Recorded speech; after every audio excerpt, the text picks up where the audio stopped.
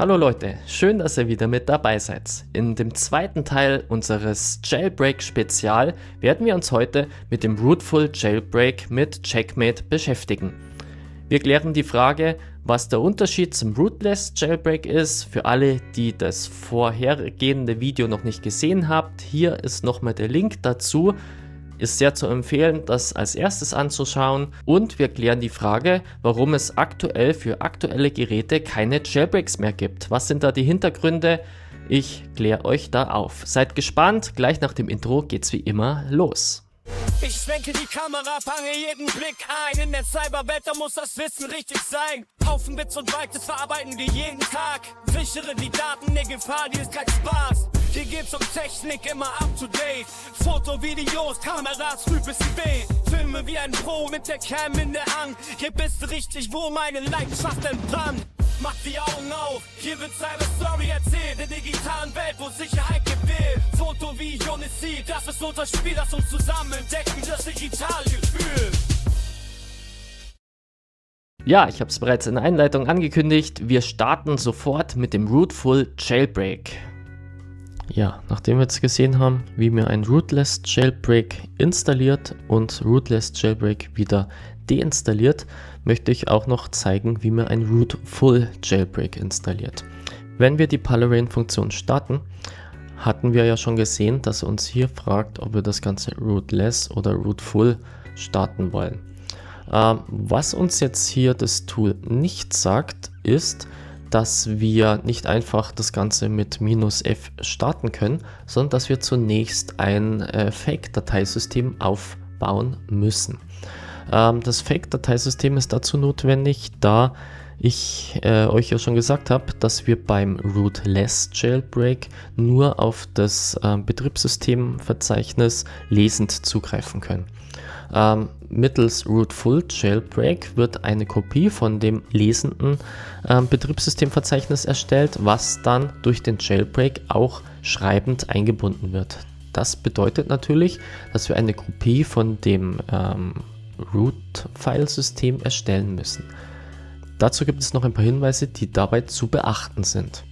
Ja, bei den Rootful Jailbreak gibt es hier ein paar Optionen, die so aus dem initialen Prompt, wo es heißt, mag man jetzt ein Rootful -f oder ein Rootless mit -l auswählen kann, nicht wirklich hervorgeht. Weil, wenn wir ein Rootful Jailbreak machen wollen, brauchen wir zunächst ein Fake-File-System. Ich blende euch hier mal einen Screenshot ein, der aus dem Hilfemenü von Palarain kommt, wo ich euch mal die relevanten Optionen markiert habe. Ja, wann brauchen wir was? Also grundsätzlich ist die Option mit -f für ein Rootful Jailbreak allein nicht wirksam. Wer sofort startet mit -f, da wird es nicht weitergehen. Spätestens beim Punkt Boot Pongo OS wird euch der Jailbreak hängen bleiben, denn er hat hier kein Fake-File-System, was er booten kann. Das müssen wir zunächst anlegen, und da gibt es ein paar entscheidende Unterschiede. Hier eine kurze Erklärung dazu. Beim Rootless Jailbreak wird das Read-Only-Filesystem, ich habe es euch ja im Vorab-Video mal gesagt, dass mit iOS 15 das Betriebssystem nicht veränderbar mehr gestartet wird.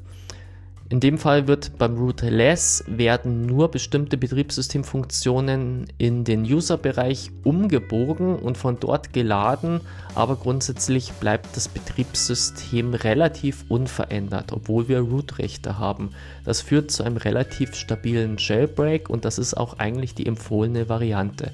Wenn wir jetzt vom Rootful Jailbreak ausgehen, haben wir jetzt die Aufgabe, das Betriebssystem, was seit iOS 15 nur lesend eingebunden ist, einmal komplett zu kopieren, damit wir das in der User-Partition auch schreibend verändern können. Wir haben hier, je nachdem wie viel Speicherplatz uns zur Verfügung steht, Möglichkeiten, das Fake-File-System einmal komplett rüber zu kopieren oder nur einen Teil davon. Grundsätzlich ist hier die Empfehlung, wenn wir sehr wenig freien Speicher haben, die Option mit -b und -f zu machen. -b bedeutet, dass wir das Fake-File-System nur zum Teil aufsetzen. Sobald wir mehr Speicherplatz frei haben, dann empfiehlt es sich, ein vollständiges Fake-File-System anzulegen. Das vollständige legen wir mit -c und -f an. Da brauchen wir natürlich den meisten Speicher. Das kann gleich mal 10 bis 15 GB vom Gerätespeicher ausmachen. Doch das wäre hier wirklich bei einem wirklichen Rootful Jailbreak die empfohlenste Variante. Wenn ihr Probleme habt beim Fake-File-System oder ihr habt das Fake-File-System während der Erstellung abgebrochen, dann solltet ihr mit dem großen C das Fake-File-System bereinigen. Da wird das Fake-File-System zunächst gelöscht und dann könnt ihr es nochmal teilweise oder vollständig aufbauen.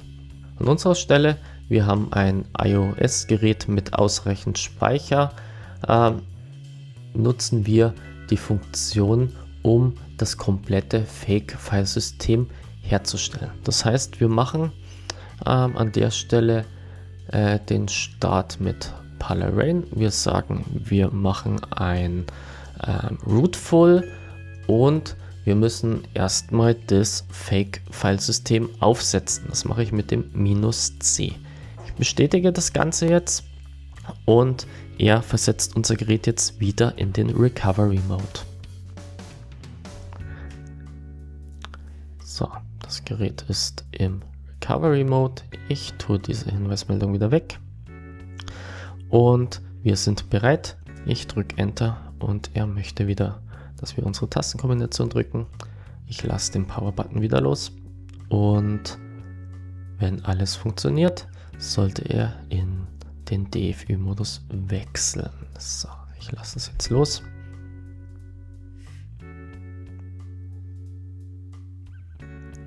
Und wir sehen, der Jailbreak startet und er erzeugt jetzt zunächst das Fake-File-System. Er sagt jetzt hier nochmals Hinweis, Create Fake-File-System und das Ganze dauert jetzt eine ganze Weile, bis das abgeschlossen ist. Danach müssen wir den Jailbreak nochmal starten, weil dann bootet er beim Rootful Jailbreak in dieses besagte Fake-File-System.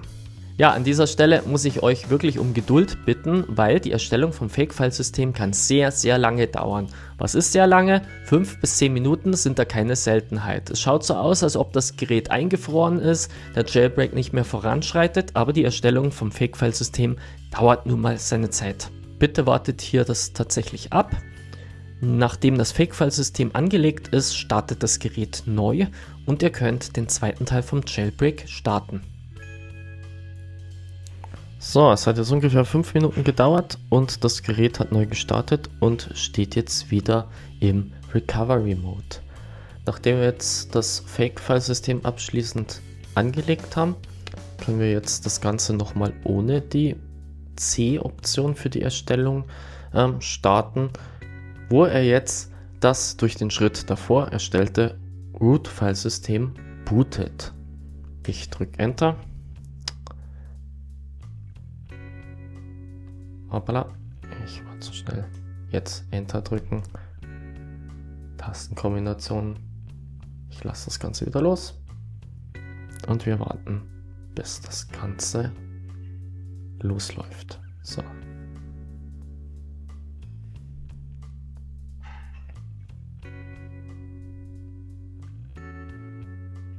Startet. Wir sehen wieder den Checkmate Boot Screen.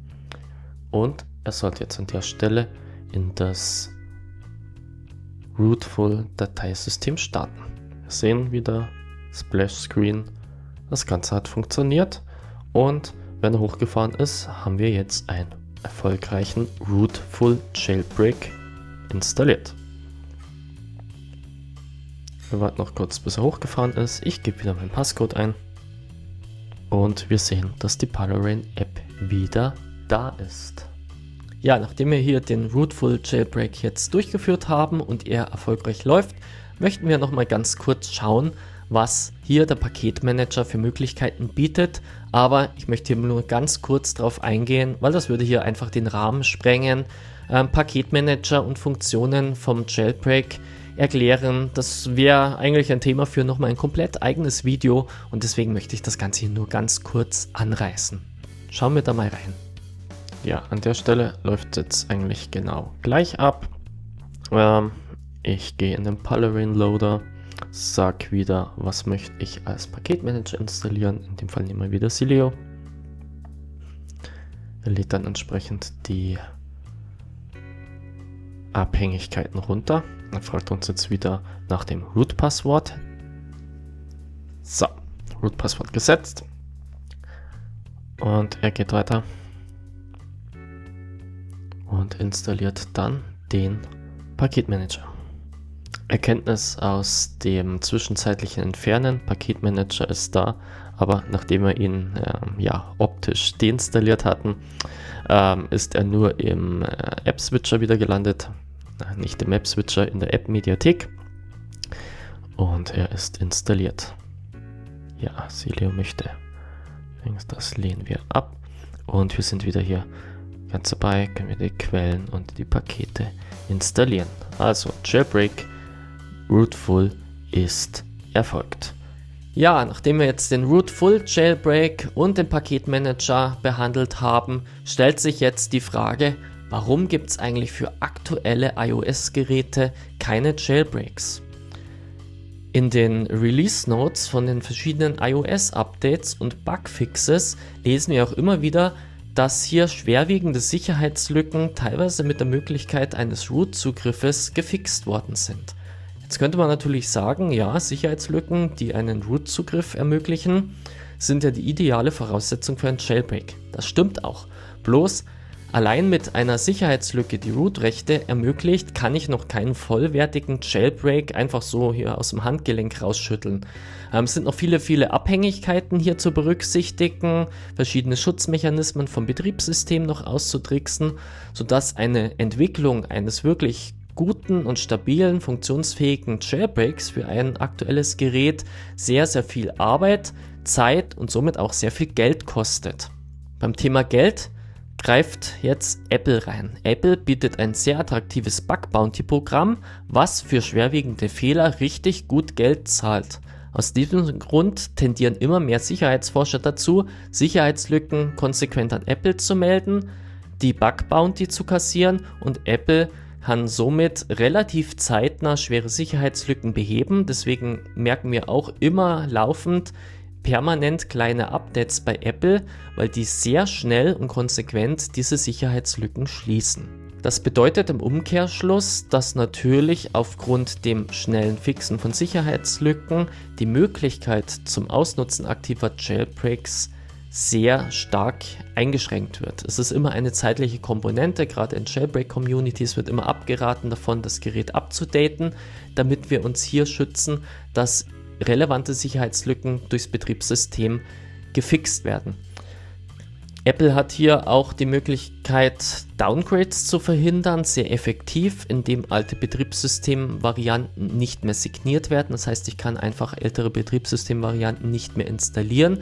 Ich kann immer nur die aktuellste Betriebssystemvariante installieren, sodass hier durch den Wegfall eben der Downgrade-Möglichkeit auch die Sicherheitslücken nicht mehr ausgenutzt werden können.